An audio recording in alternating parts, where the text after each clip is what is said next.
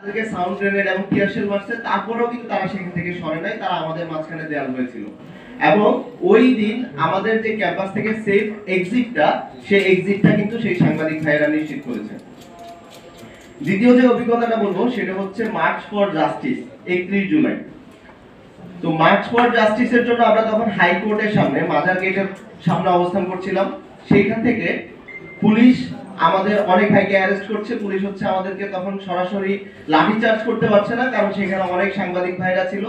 এবং সেই সাথে সাথে তখন পুরো বিশ্বের কাছে বাংলাদেশ অন্যতম একটা আকর্ষণের জায়গা, যার কারণে পুলিশ ডিরেক্ট অ্যাকশন নিতে না পারলেও তারা হচ্ছে বারবার টেনে হিচড়ে আমাদেরকে অ্যারেস্ট করছিল।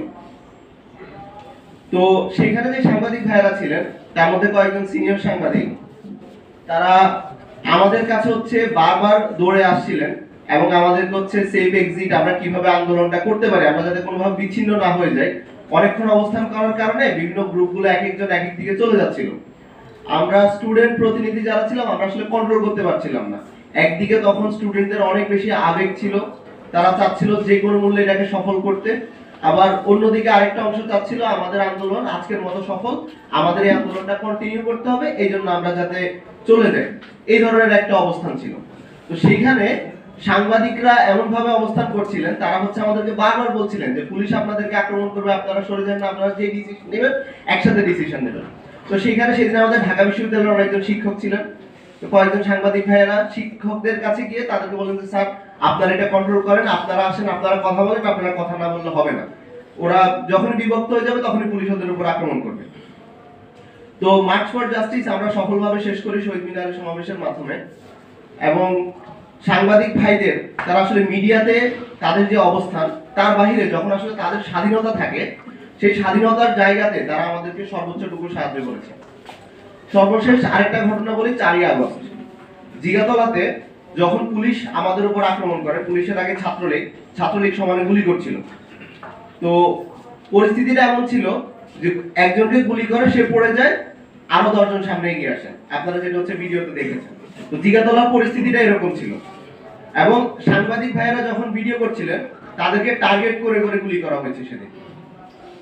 এবং তারা জানে ওই মুহূর্তগুলো শুধুমাত্র সাংবাদিকদের মাধ্যমে উঠে আসবে।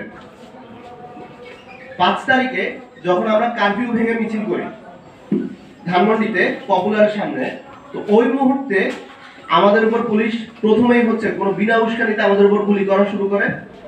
গুলি, টিয়ারশেল এবং রাবার বুলেট, পিলেট বুলেট। তো আমরা একটা বিল্ডিং এর নিচে অবস্থান করি, সেখানে প্রথম আলোর একজন সাংবাদিক ছিলেন, সাংবাদিকের নাম হচ্ছে তাহমিনা আপু। তো আপুকে আমার সারা জীবন মনে থাকবে। আমরা যখন সেখানে অবস্থান করি, সেখানে পুলিশ হচ্ছে কিছুক্ষণ পর আমাদের উপর হামলা করে।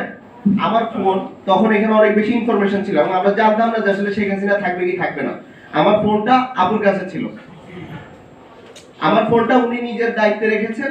এবং আমাদের উপর তখন হচ্ছে পুলিশ কিছুক্ষণ পরে লাঠি চার্জ করে এবং উনি হচ্ছে সেটা ভিডিও করেছিলেন।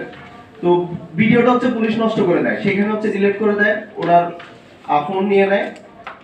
এবং এই অভিজ্ঞতাগুলো আমাদের একদম সরাসরি দেখা, যে আসলে আমরা টিভিতে যেটা দেখি, আমরা জানি যে বাংলাদেশের মিডিয়াগুলো ডিফারেন্ট স্তরে আসলে কন্ট্রোল হয়। আপনি প্রথমে কোন কোন সংবাদগুলো নিতে পারবেন, আপনি কি রেকর্ড করতে পারবেন, সেটার উপর এক ধরনের ফিল্টার হয়।